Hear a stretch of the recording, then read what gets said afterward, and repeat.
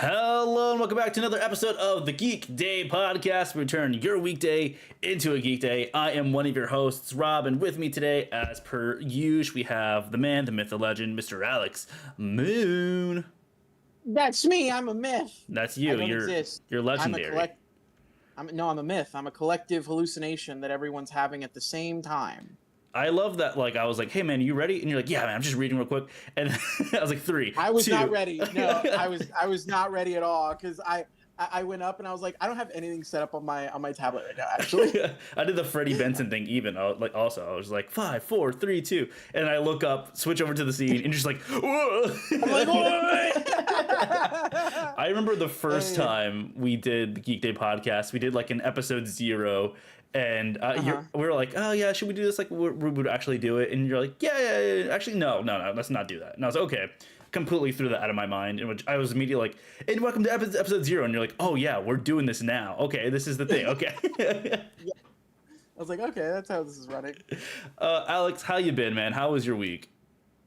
I am doing good. My week has been hectic but exciting. We've gotten a lot of really great content stuff for nerds everywhere, whether it's getting the announcement of Star Fox, seeing Daredevil, or just getting great comics this week. We had a lot of great stuff to talk about that I'm really hyped about. I also bought another small collection of comics that I was going through, and it's fun. It's been really fun. What about you, Robert? You've had a little bit of a special week because a really important thing happened on Tuesday. And I think, most of the audience knows already, but if y'all don't know, I would like to wish you congratulations and a happy launch day to Daredevil Season 2, Daredevil Born Again Season 2. That Round of applause, everyone, please. Yes, it was also Robert's birthday on that day. How was that, Rob? It was good. I don't really do a lot for my birthdays, so I just got to hang out with my wife. We went to go get dinner, came back home. We played some games and stuff like that. So most of my days is me editing stuff for work or for other stuff. So I was like, okay, cool. Right back in there. And this man likes his wife.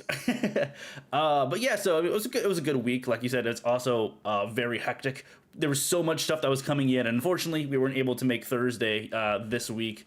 But man, it was very, very crazy with all the stuff that we got going. You can also see down below all of our topics. So please let us know what you think while we're going through all this sort of stuff. But Alex, what nerdy stuff did you get going on through your week?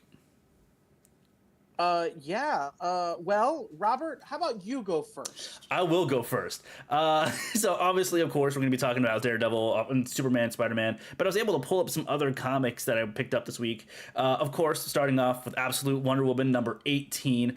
I'm loving this witches arc that's going on right now with Zatanna going on. It's so good. I also picked up some Marvel comics. I think the rest of them are Marvel comics. I got Generation X 23, issue number 2 of that one. It's focusing on Laura Kinney. It's getting pretty good. It's only issue 2, but I'm kind of interested in enjoying it so far. Iron Man 3. I really enjoyed this issue. I was really surprised at how much I enjoyed it. Endgame, Ultimate Endgame number 3. Man, I dislike this issue a lot. I cannot go into it too much because there is a spoiler for it. But I'm sure if you're involved in the Ultimate universe, can you hear my dog in the background, by the way? Yeah, no, I can. Okay, he's in his kennel. I for a split second was like, is my kid downstairs having a conniption? And I was like, oh no, it's too high pitched to be my kid. No, my dog is going. My wife just got home and they're in the kennel right now because they go crazy when I'm on stream. Then the Uncanny X-Men number 25. This arc is awesome. And oh my goodness. I guess my wife is like showing them. I'll let her know to let them out so they're not freaking out too much. Uncanny X-Men number 25. This arc has been really fun. And then Wolverine Weapons of Armageddon. I've really liked this new issues coming in. Is it only 5 issues? I've been hearing people saying that it is not like an actual like long run. No, it's to my understanding, it's a short thing. Like you said, it's not like a really long thing. I think it's Kind of like we have like these Dungeons of Doom things and all that stuff, like, or the Will of Doom, which was like a single comic thing. We have a Mhm. lot of these Doom adjacent things that are just going to be like really short, kind of diddly doop. So this is, I think, again, the same thing. Yeah, Surfer Samurai saying Wolverine, Weapons of Armageddon is peak. Yes, it is. Seeing Colton in there is awesome. But Alex, those are my big things that I picked up this week. What did you pick up?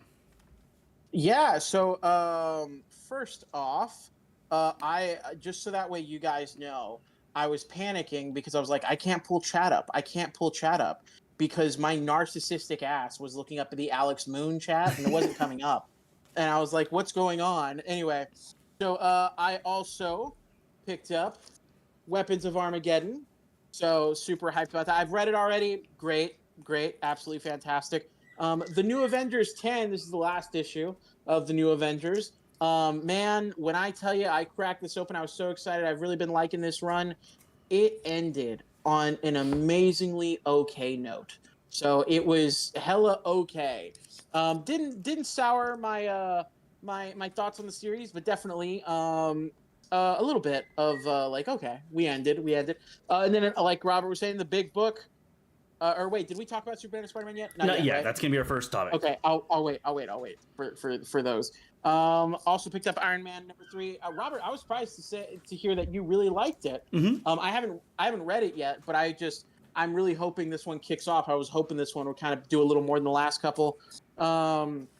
Detective Comics 1107, super hyped about that. Haven't read that one yet. And again, Punisher. Unfortunately, I haven't read that one yet, but those were my pickups for this week. And then again, like I said, also not new comics, but picked up a bunch of really cool vintage stuff this past week. So that was really fun. Yes, you did. You showed me a couple of comics that you're going to be handing off over to me, and I'm very excited for all of them. Yes, I literally I picked up this box of comics in a deal, and I was like, Robert, I got some stuff, and I immediately grabbed the X-Men stuff to put in the Rob pile to go over with him, and he was like, I will take all of that, and I'm like, okay, perfect. I will yoink that. What was that? I said I will yoink that. I will yoink that. Robert, Yep. please, we're on stream. But yes, Alex, I want to go ahead and jump immediately into our first topic that we have today because we have a lot to talk about. So first one, obviously, Superman, Spider-Man, issue 1. Well, okay, issue 1. The crossover came out today. I want to know which ones you picked up. I don't know if you have them or not with you, but I do. Yes. But I want to see which covers. There were over 30 different covers for this. So many, bro. So many covers. So many. Was this more than the Batman one? Batman Deadpool? Absolutely. I'll look it up right now just to double check. I'm already on the. But. And, I was a little.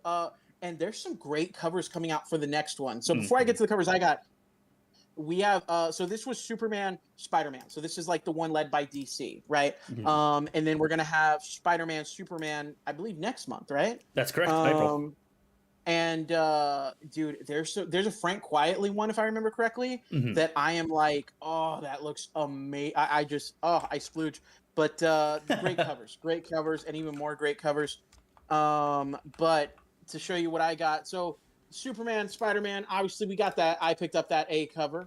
And Robert, you picked up the A cover as well, yeah? I did as well. So, I got it right here. Hold them up. Look at that. And they're kissing. Mwah. Oh, no. Mwah. But so got that A cover. Looks absolutely fantastic. And guys, y'all know I had to do it.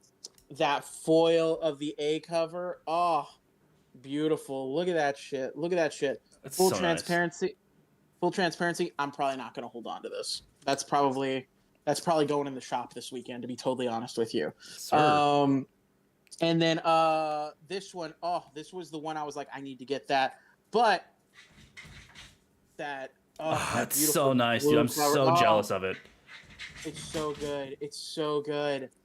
Oh, it looks beautiful. The only thing I don't like about it is because of that blue, unless that's just part of the art, the only thing I didn't like about this cover is, and they were all like this in my shop, and I don't know what the hell that was, but like it's really like fading on the side right here. I don't know if you could see that. Oh yeah. Like it's fading hella right there. Mm-hmm. And I was like, I don't know, but they were all like that, and I was like, ew, let me go switch it out, and I was like, oh, they're all like this. So I don't know if that's part of how they were printed or the sweaty hands of the employee who put them out did that. I don't know, but either way, I was like, this is such a badass cover. I absolutely had to get it. Robert, what covers did you get? I only picked up one additional cover. Robert's not checking.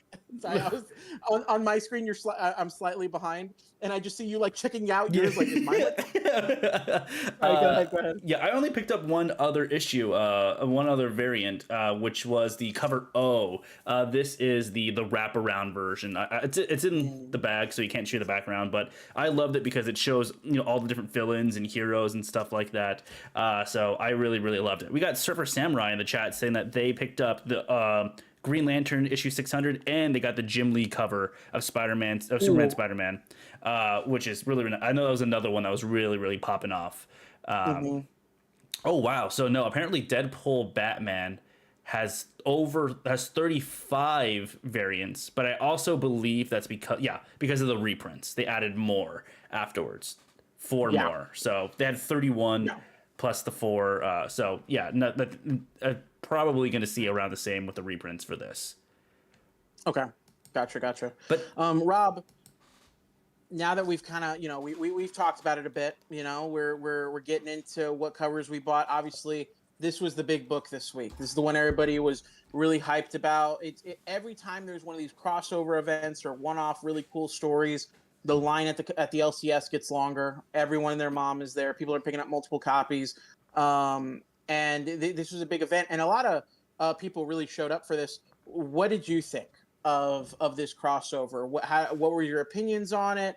And then, do you think this was, one, successful for Marvel and DC, but two, do you think this was better or on par, or maybe not as good as the Batman Deadpool one we got last year?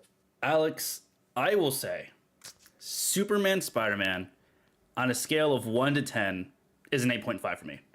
I absolutely loved this. I know 8.5, it's like, oh my god, what? No, I think definitely there are some ways that there's some stories in here I did not love.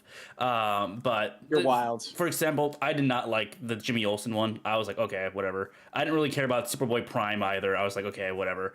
But the other ones, the Punisher one and Power Girl was amazing. All the ones, I loved the Lois and Mary Jane one as well, where you get the random Gambit, the random Gambit cameo in there. It's funny, it's heartwarming, it is everything. It is the epitome of what Superman and Spider-Man is, because when you open up this book, it is just hope. You're opening this up and you're getting the hope, the love, the funniness of both of these characters, and man, it is worth the $7.99, and if you get the extra one, the $15 that you spend for an additional variant. I think that if they continue to do it with this, because I know apparently there's another one in talks. People are saying which one it's gonna be. If they go this way, keep printing them out. If it's anything like Batman Deadpool, don't. I did not like Batman Deadpool at all, and with this being printed out, it just shows me how much less I disliked, no, how much more I disliked those two than this one right here, because this is peak. Like, even this cover right here, this Jorge Jimenez cover, is just so amazing compared to the other ones. And it has a white background versus like the dynamic background of the other ones. But Alex, of course, I'm yapping over here. What did you think? No, I agree with you, except for me, this is like a 9 out of 10 for me.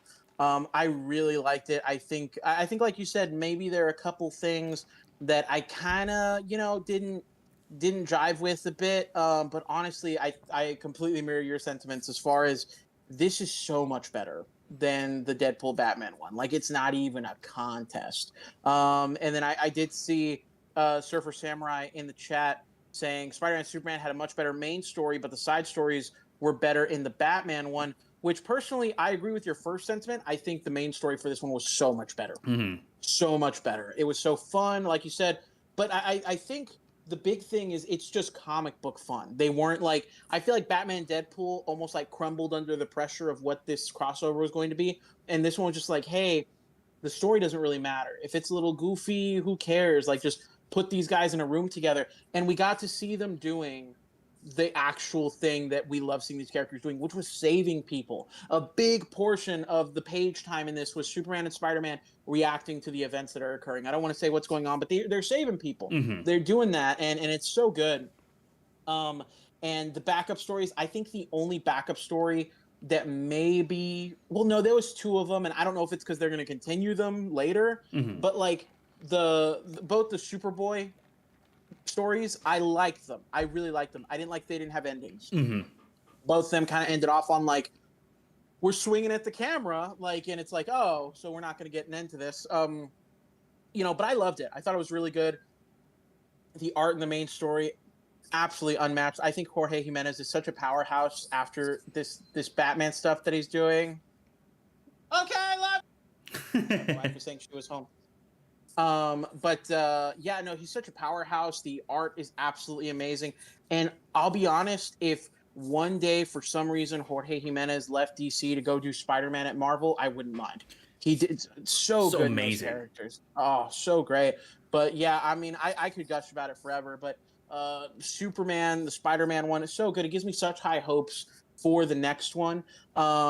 Because again, like you said, it's just, I think it's safe to say the Batman Deadpool one, which I think we're all excited about when it came out, it doesn't compare. Mm-hmm. It just doesn't. And I think also it's partially because who they put together. Batman and Deadpool, I'm a little bit like, why did we do that? Why didn't we do like Batman and Iron Man or something? Like, why didn't we honestly like even I was thinking about it, I was like, what could have been another good mix? Sorry, my camera's kind of weird. A good mix. I was like, oh, Batman Moon Knight could have also been really cool as well, because I mean, like, they're very that similar. would have been really fun. Yeah, that would have been, and I think that's the thing. The thing that's perfect in this book is you put two characters by each other that don't necessarily are not on the same like power scale necessarily, Mm-hmm. but they're who they are as people. You know, there's a Pa Kent, there's a Pa Kent and Jonathan Kent, or I'm Mm-hmm. sorry, there's a Pa Kent, Jonathan Kent. Yeah. There's a Jonathan Kent and Uncle Ben story in here, Mm-hmm. and it was so good. It was so good. Brought a little bit of a twinkle to my eye when I was reading it. But it was great. I think overall, like you said, if this is the route they're going, putting these hopeful heroes next to each other and letting them do stuff and not letting who wrote the second one, the Deadpool Batman or Batman Deadpool? Grant Morrison. Grant Morrison with Dan Moore on Mm-hmm. Dan Moore on art, right? Correct. Okay. As long as Dan Morrison doesn't come back and make the universes fuck again, like I'm cool with it. Like, I don't know why we felt like we had to do this crazy stuff when just give these guys a ground level story, save people. That's it. Yeah. But it was so good. I will disagree with you though on the Jimmy Olsen Carnage story. I thought that one was so fun. It's fun. I was just like, yeah. I guess to me, and this is going to be my actually, I've read a few issues of the My Pal or Jimmy Olsen's or Superman's pal Jimmy Olsen, Mm-hmm. and to me it was like, oh, that's exactly the vibe we got there. So I dug it, but I can definitely see how maybe without context it's a little Yeah, but, I mean, it had but that. I loved it. It had that Archie kind of vibe and stuff that I was kind of like, Yeah. I get it. Like, don't get me wrong, but I was like, it's not my thing. So I was like, I'm not saying it's bad. It just definitely was. I was like, okay, like, that's kind of forgettable. I was like, there's some cool stuff in there. So Alex, before we move on to our next topic, I did want to ask you two more questions. One, favorite story from this one right here, and then two, what mashup are you looking forward to next? If you were Marvel offices, Marvel and DC, who are you pitching to have a crossover? So one, Captain America. Well, hold up. My favorite story in this one, like if we're talking about outside the A story, like outside the main story. story, we're talking about the backup stories. Honestly, it's that Mary Jane and Lois Lane one. It was so good, and it's the follow-up story. It's like the very next one we get, Mm-hmm. and that was so good. It was written amazing. And it was Jim Lee on that one, right? On Jim Lee, and believe it or not, the person that wrote it, Tom King. No way. That was Tom King. That's crazy because he hates women. No, I thought that one was so good. I thought that one was really good. If for me, if I had to pick like a top two, it's that one and the Uncle Ben and one with Pa Kent. That was so good. And then the second question was like, who would I pitch? it's a duo that you already know. You already know exactly what I'm gonna do. But Captain America, Wonder Woman, bro. Hmm. We had a Captain America, Wonder Woman story in that first Batman book, and honestly, and I've said it since it came out. That's the best part of that book. It was so good, and in such few pages, it's written so well, and they're characters that you wouldn't think would, or maybe you would, but like to me, that would be my first go-to. Like I'd be like Captain America and Batman, or like Captain America and Captain Atom kind of thing. But Captain America and Wonder Woman have such similar values with how they treat people. They're the ones in both their universes that people look up to and feel like they can trust. And I think that story expanded upon more would be so cool. Would be so cool. Like I would even love do the Wonder Woman subplot where Steve Trevor lands in Themyscira, but just change it out for Steve Rogers. Like just do that, and I'd be down. But Robert, with that being said, for you, what was your favorite of the backup stories, and who would you pitch in the next for a crossover? Yeah, before I jump into that, I did want to go ahead and jump into some stuff from the chat. Solarpunk saying, I thought the side stories had more substance than Batman Deadpool.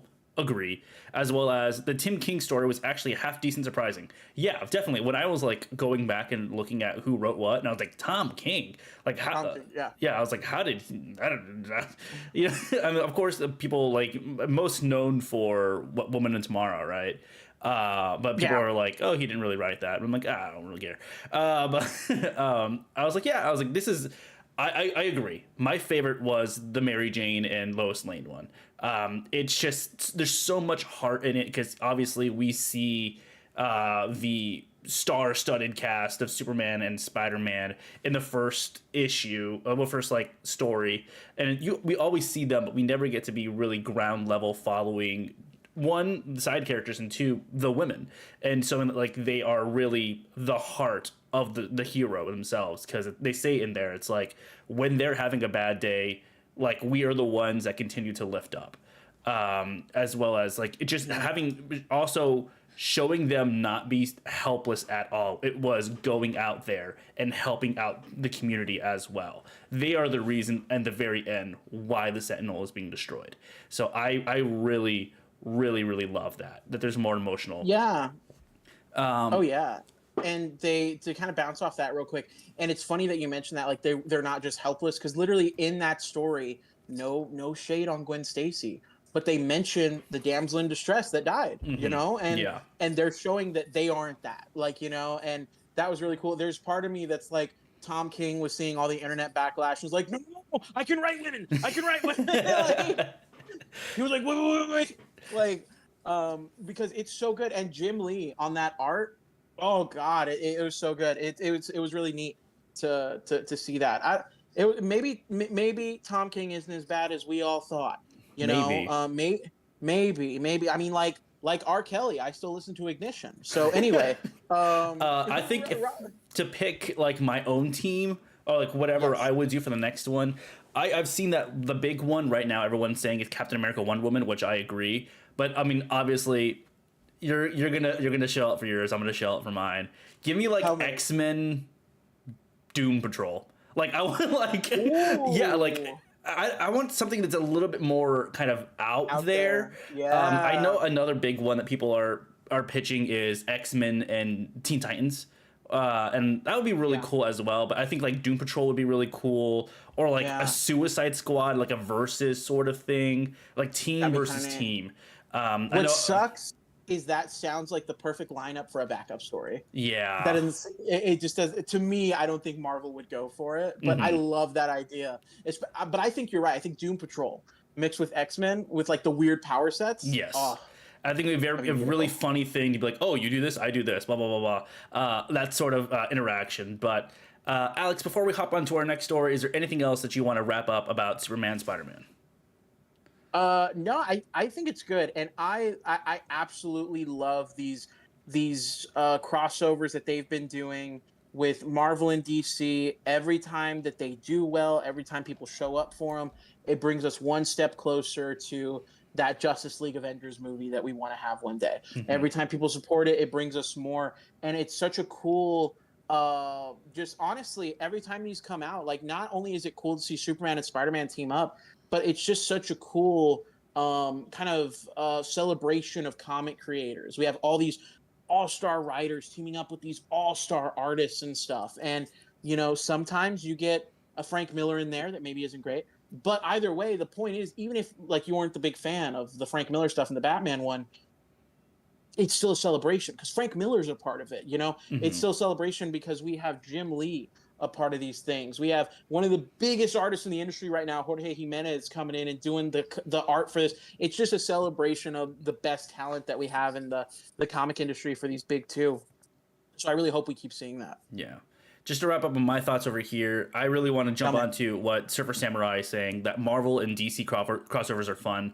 Yeah, I think it's great that, of course, they are the two titans of the comic market, right? That they're always going to be seen as these competitors against each other. But I think, especially with one, how crazy the world is right now, and then two, kind of like how scary being in comics is right now, that it is great to see these two titans still continue to support each other, Mm-hmm. and make these stories that mean a lot to people, that get to the heart of one, their characters, and to the heart of why we as comic readers really enjoy this medium overall, and to make sure that it doesn't die.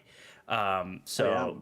so Jumping from that immediately to another thing that I think we both very, very much enjoyed and came out on my birthday. We're jumping into Daredevil Born Again Season 2. Premiered obviously March 24th of this year. Alex, I know you and Solarpunk had a really great discussion earlier this week about it now, and I was putting some of my thoughts and stuff into there.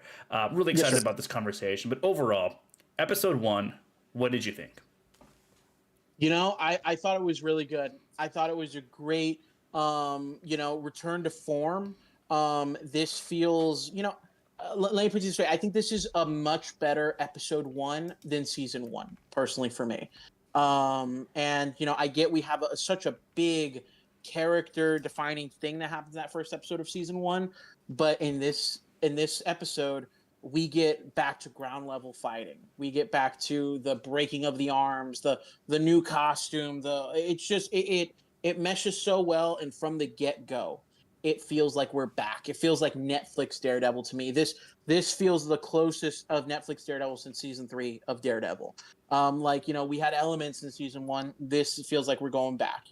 I'm super excited about it. And we also didn't get that, because the first season we had an opening where we had a lot of CGI mats swinging around. We had a lot of, that clunkiness that you could feel a little bit. You could tell a little bit that while this is great, it was the bookend, right? The start of the Mm-hmm. bookends.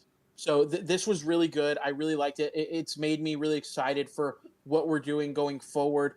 Honestly, there's only one thing, and after me and Solarpunk had our conversation, there's one thing that like I was literally like I was going to bed after I was talking to Solarpunk that live, and I was like, all right, Daredevil was so good, and then I was like right about to fall asleep, and I was like, but wait, and then I something hit me, and we'll talk about it in a minute when we get to spoilers. And it is going to fuck me up if what I'm worried about is going to happen.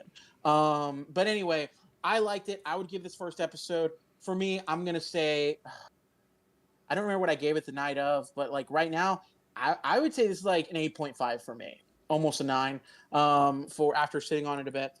But what about you, Rob? What did you think of it? I know you had maybe a little bit lower of a rating when we spoke last, but you've marinated on it, you've thought about it. You being married to someone who is also visually impaired, I would assume, She is, yes. because they picked you. But what did you think? So I think my original rating overall, before I jump into it, was a 6.57, which of course, again, not bad. It's not like crazy, like oh my god, boo, this thing sucks or anything like that. It is like okay, it's good.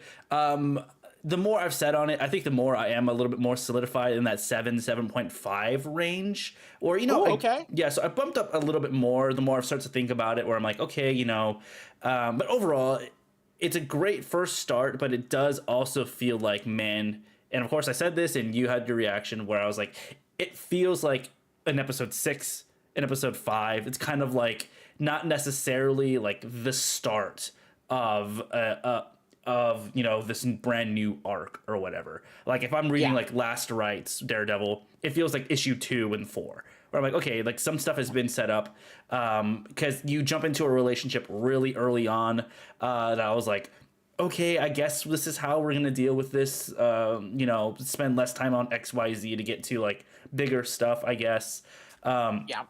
I love a lot of the Wilson Fisks of it all. There's a lot of really cool stuff that we're gonna get to in spoilers, that I really enjoyed, as well as Matthew Lillard just being amazing in the show so far. He's only on Mm-hmm. screen for like maybe 15 minutes, not even. I think like 10 minutes in I this was about to episode. say that guy's got maybe 6 minutes. I would Yeah. say, Uh, like, but he uses it well. Yeah, and I'm really excited to see how he continues to take this character, because I've been watching some of the some of the interviews that he's done, and he's like figuring out stuff about the character now after the fact.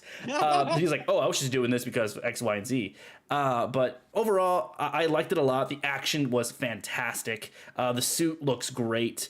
Glad to see Karen back. But Alex, do you want to jump into spoilers? Let's jump into spoilers, guys. Let's Um, do it. Throwing up the warning up here at the top. Spoilers for Daredevil Born Again. So if you have not seen episode 1, please jump out. We're talking obviously season 1, probably some of earlier Daredevil as well, but specifically episode 1 of season 2. So Alex, first spoiler thought, for me at least, man, I really hate that they're skipping over the beginnings of the relationship with Karen and Matt. Not beginning, but you know what I'm saying. Like they're going immediately into like, hey, we're dating. I guess I hear you, because you're also saying that on the other live the other night, and I got to tell you, bro, and this goes in hand with a little bit of the thing I'm worried about that we'll get to in a little bit. I think that's par for the course, honestly. Like they've been doing that, whether it's, you know, skipping over their entire relationship in the Defenders, because you remember end of Daredevil season 2, he finally tells her he's Daredevil, and then in the middle of the Defenders, he's given up being Daredevil for her. They're halfway through their relationship. She's so worried about him because they've been like they're used to skipping the relationship. And I'll be honest with you, I think that's because that's not the interesting part. The interesting part is the tension and the arguments they get into. It's not them being happy. But with that being said, I'm also just kind of like, how many times have we seen Daredevil, you know, Matt and Karen together? I'm kind of like, maybe for people who just jumped on and Born Again, that might be a little annoying. But for me, I'm like, man, they did that partly in season 1, where it was like, do they like each other? In season 2, it was like between her and Elektra. Season 3, like they're back to maybe, you know, rubbing hands and stuff. And, you know, like I don't know. For me, I'm like, we've done that. So I'm not terribly upset about it, but you know, I can totally see where you're coming from. But because you would have rather have seen a little more of that falling back in love, maybe catching up, and because they are, to be fair, to your point, they are in very different parts of their life than they were previously. Mm-hmm. So, because I mean, like when we think about it, the last episode of Born Again, they're like, it's like, oh hey, like you're back. And in this episode, this first episode, it's like, oh hey, we're banging again. Which I mean, I guess like, you know, there is that sort of trauma bonding sort of thing that could have happened off screen. I'm not even sure like how long the jump has been between the two. I think it's like a couple of months, right? That like Matt's been missing, quote unquote. But I would have loved to at least have like 1 to 2 episodes of like, not necessarily will they, won't they, but seeing like that, them reconciling or having some sort of, not necessarily spat, but like, hey, like you left, but you also left emotionally, kind of at each other, and then eventually fall into each other. At least an episode of that, and then start off the rest of the relationship. It did feel just weird, just being like, hey, yeah, they're banging again. Which, you know, again, like you said, how many times have we seen Matt Murdock, you know, talking to someone or talking to Karen? But I think it's just kind of needed story wise, at least in my opinion. But Alex, what is like one of your major things that you wanted to hit on from episode 1? I think one of the big things for me is, one, I think the show is the opening of it, the visual style of it the new ways that we're exploring Matt's like sonar sense and all that. Mm-hmm. It's so great. It looks amazing. All the characters I'm excited about. My one thing, this is, slightly part of my thing I'm going to get to in a little bit, but one thing that I did notice is I was like, oh, these writers that didn't write the first season fully, they're looking for a way to get rid of those characters they don't know what to do with. So we're writing off Cherry is what I'm getting. And then, oh, what's going on with Matt's partner? She's relegated over here. We're getting rid of her because we don't know what to do with her. So it feels like the writers are kind of pulling a Rian Johnson a little bit. And this could change. This could change, but I can't tell. I'd be lying if I said I didn't think about this.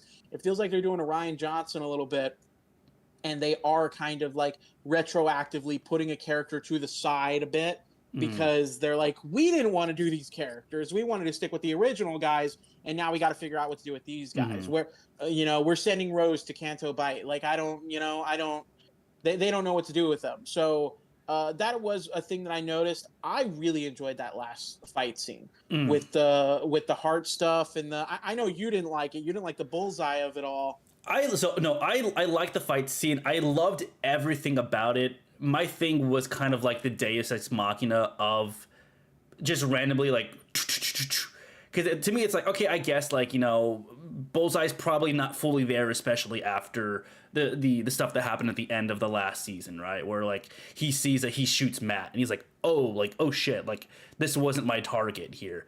So I can see that kind of like rattling him and making like him like start to like following Daredevil. I just didn't like that he wasn't established enough in the first episode to warrant him being the one that saves him. So like to me, I think it would have been a more interesting character choice of like, yes, Cherry is pulling out his gun. It's not a Cherry thing to do, but him knowing that like Matt would not kill these guys. Like his things out there begrudgingly is like he's having a heart attack and he's like, this might be the way I go out. At least I'm saving Matt. Like that would have been like something cool. Or we're establishing Karen is learning how to fight. Have like Karen get the shit beat out of her, but still like allowing enough of like before Matt's like cowl is coming off to come in and start beating the shit out of. So we see like a partnership starting to grow, one romantically and as a team, because that's the whole thing about this season is that they are building a team to take on Wilson Fisk. So I have no problem with Bullseye of like the whole Bullseye of it all. I'm glad that he's going to be, kind of a main part of the series.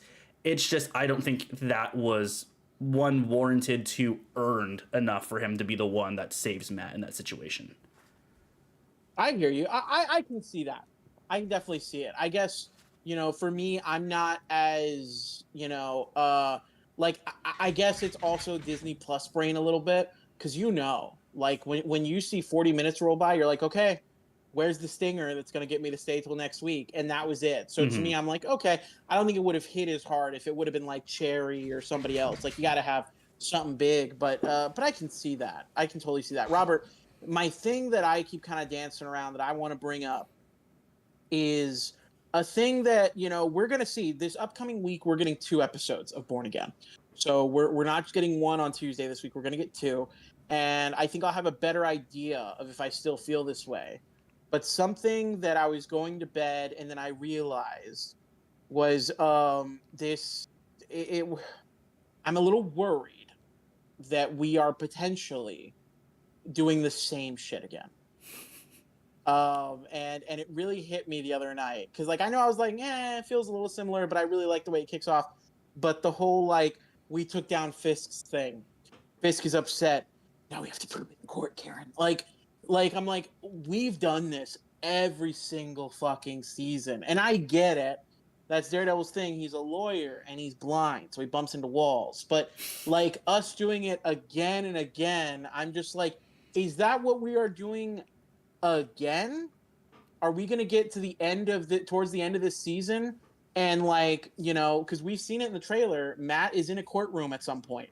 Are we going to get to the end of this season and Matt is going to go into court, for White Tiger or somebody, or from whoever else they're going to be doing, or for Swordsman or whatever? That's what it seems like they're setting up, right? Like, Are we going to do that again and we're going to get the Punisher thing all over again? Like, there's a little part of me that's like, I'm excited. This looks really good.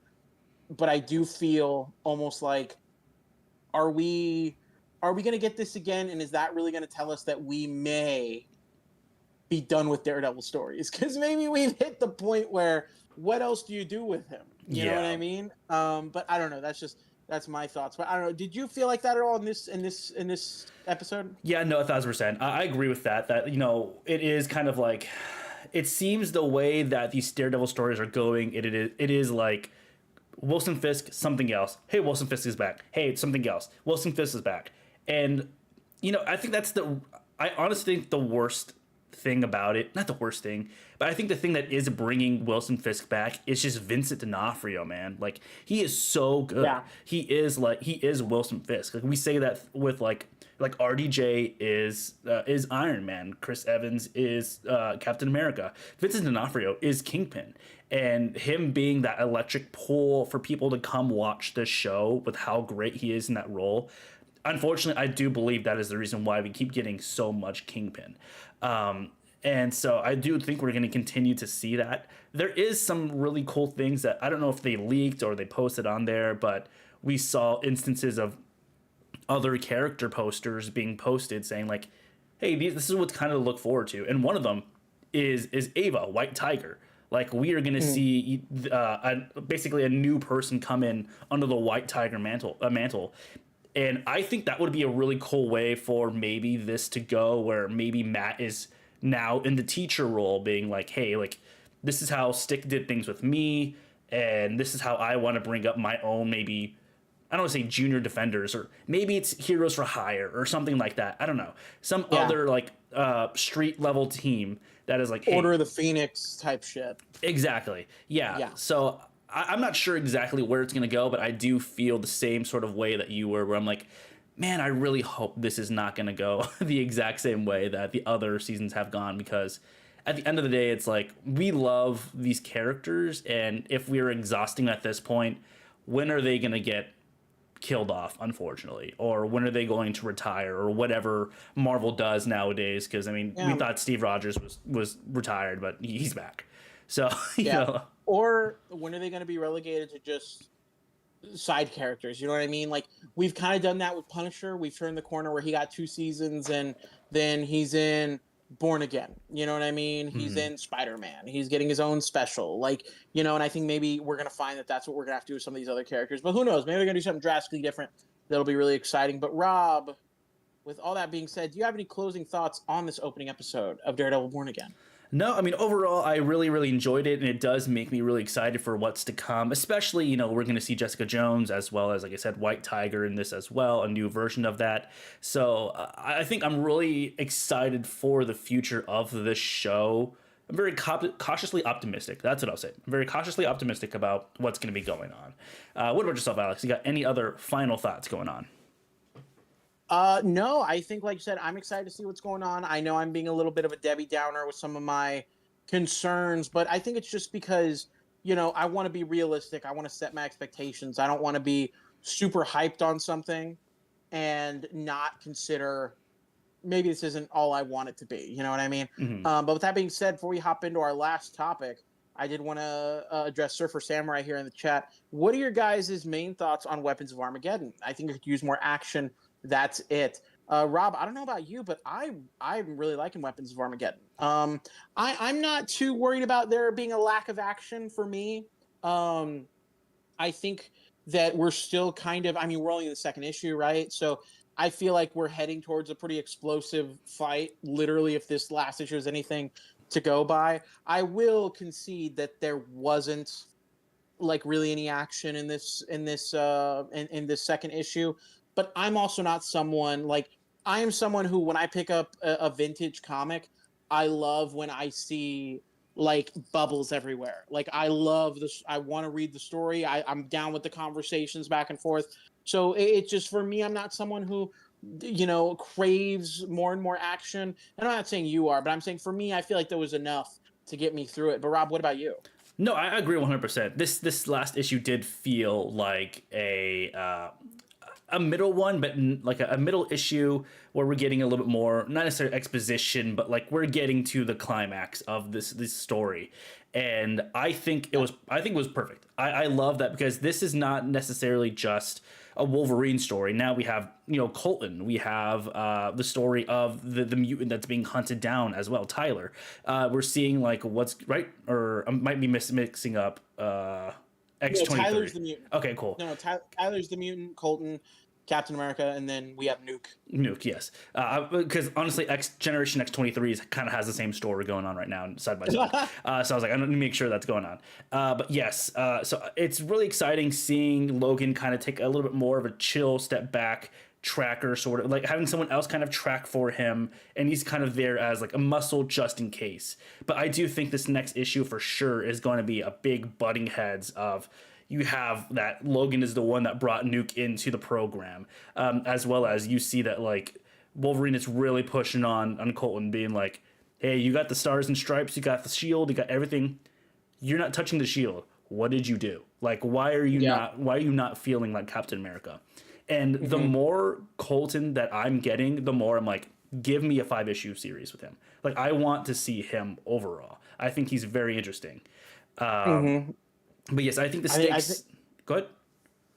Oh no, I was going to say I think the most interesting thing about Colton is he's one of the few, besides maybe during one of Sam Wilson's story arcs, he's one of the few people that take on that mantle that at this point doesn't want to be Captain America.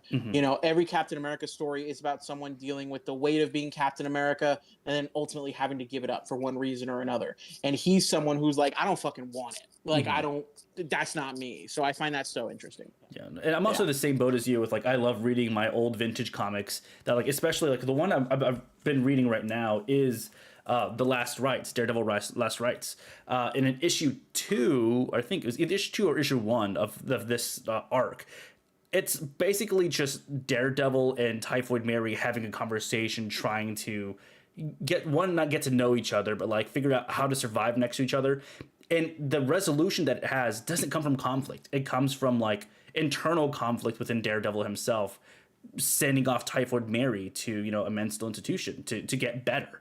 Because he's like, we can't just keep fighting like this.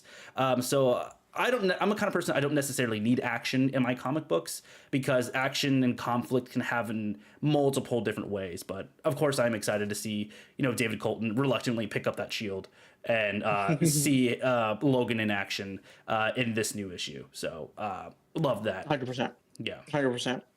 Rob, to lead us into our last topic of tonight, we are going back to the world of Hogwarts, a little bit out of the superhero realm for us, I will admit, but it is still a geek topic for a very geek day.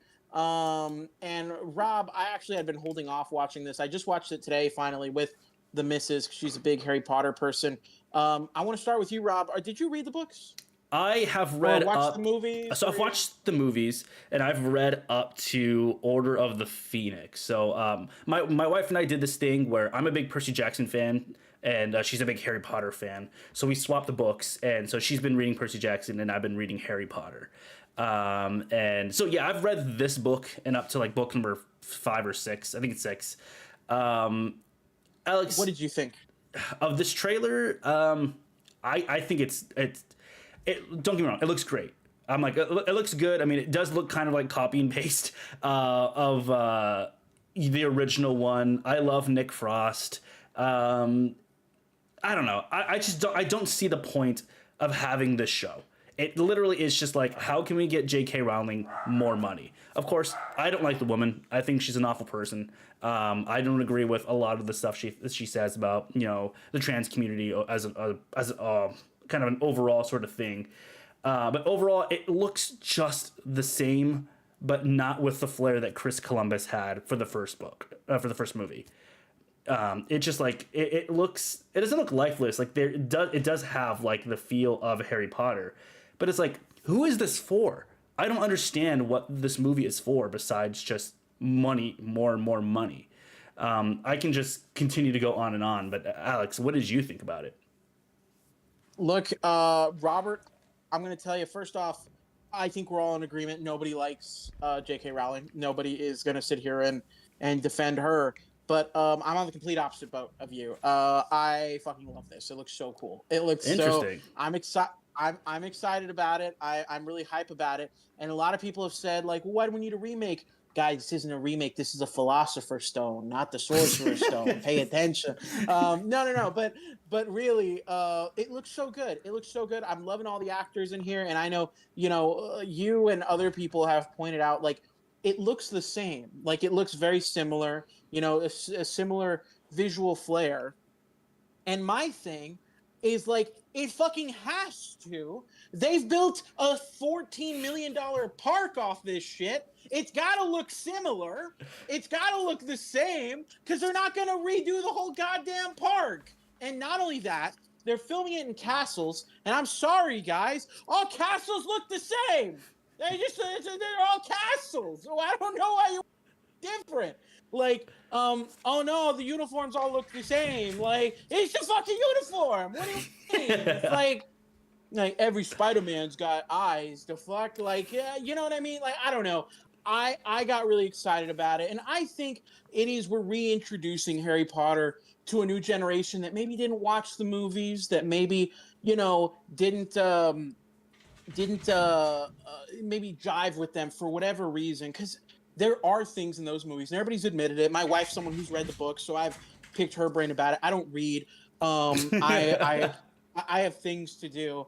I have relations with women. But so, I haven't read the books. I'm too busy reading comic books like a fucking stud.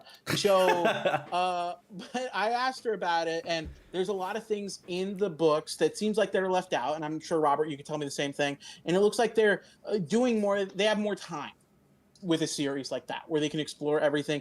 And now this is how kids are watching stuff, like that's how it is. We're not a movie place anymore, or a movie world anymore. We're much more a series world, serialized television.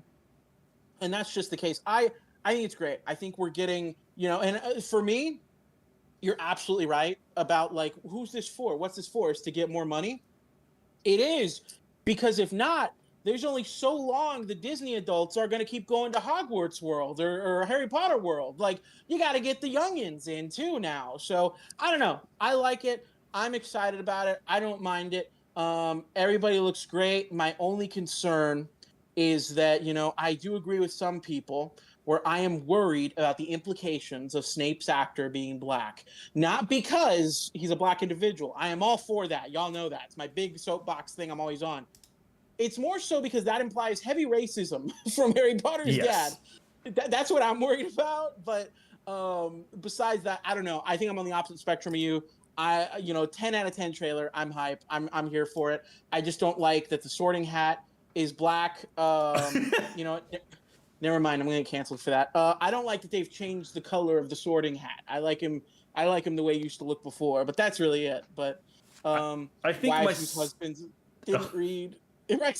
Yeah.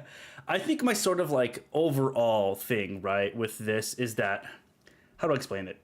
It feels. What did you think of it? What did you think of it, Joe? While Robert's saying it, sorry. Yes, it feels like a step back. Like overall, it feels like they got so scared with doing these Fantastic Beast movies, which they haven't finished yet, by the way, that they were like, what can we do to continue to make more money? Let's go back and just redo the stuff. Like, they don't want to tread on the same territory. It's very much the same Star Wars thing that I have, right? We're not moving past the middle part between the sequels and the original series, right? They're kind of stuck in that era. And it feels like they're afraid to make a story about, oh my goodness, what is it? What are they called? The Aurors, right? Or go backwards and talk about the rise of Voldemort himself. Like, that's a big thing, right? Why do we have to go back and redo this exact same 7 books all over again? I don't think, to like your point of like, hey, there's a whole world built around this. I don't think people need to be reintroduced to that world. I think like, hey, if anything, it's like the Lord of the Rings. We're going to go back and you're going to watch the originals and continue to go. Same thing with Star Wars. They're going to continue to make sequels, but they're not going to remake the original trilogy because that's the original trilogy. And everything that's going to be built off of that is going to be like inspired by the world that they have, the Galaxy's Edge at Star Wars, at Disneyland. So I don't know. Joe says that she hasn't watched the trailer yet, but the shots look so good. I think the trailer looks good. Like I said, I think everything about this looks good. It looks the same. I just think that, like, rather than going back and redoing the same thing, nut up and do something different. Like, that's just my thing. Like, be brave, make a different choice. I hear you, but at the same time, I'm ready to argue. So I agree with Alex, though. I hope they put more details in that the movie's left out. Thank you. Look at that. Your wife likes me more. But no, like, my thing is that, like, I totally get what you're saying about moving beyond. But, like, Star Wars is different. Star Wars didn't start out as books that have a beginning, middle, end in a series. Star Wars is a world. You know what I mean? Like, Dune is a book, and they did it in the 80s. And then they had to redo it. They did in the 80s. Okay. And maybe these whippersnappers think that the ones that came out 25 years ago, Robert. The cult classics that built an entire park. I was like, oh yeah, Robert. Where's the Dune world?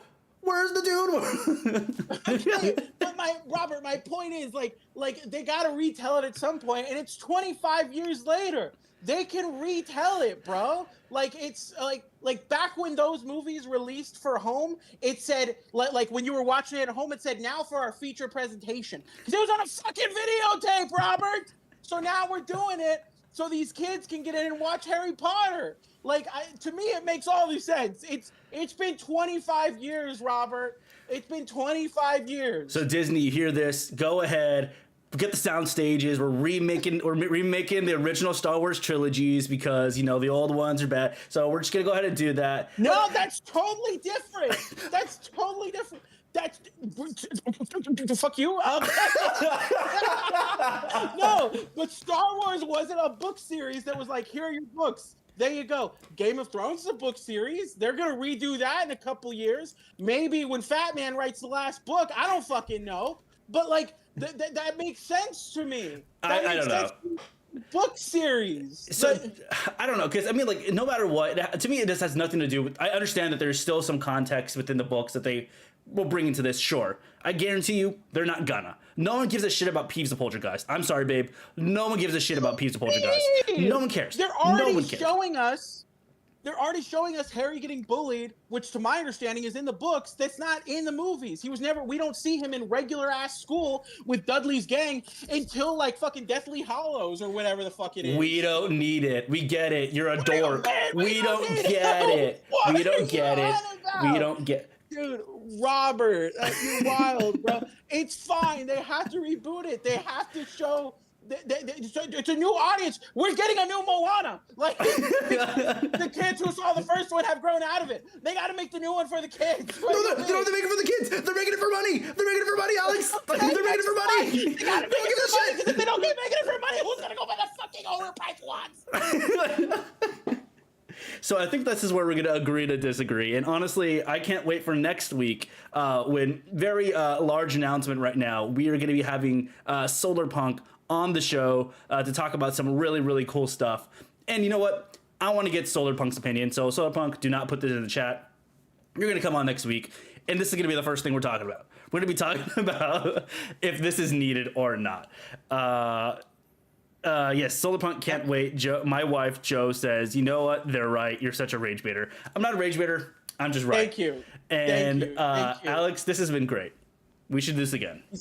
He's a rage baiter and also a master one. But yes, we should do this again. Every Thursday. Except for this week, and then except this week. For the rest of our lives, or until you give me a fucking aneurysm. Whichever one comes first. And we'll see y'all guys next week. See you guys. Bye.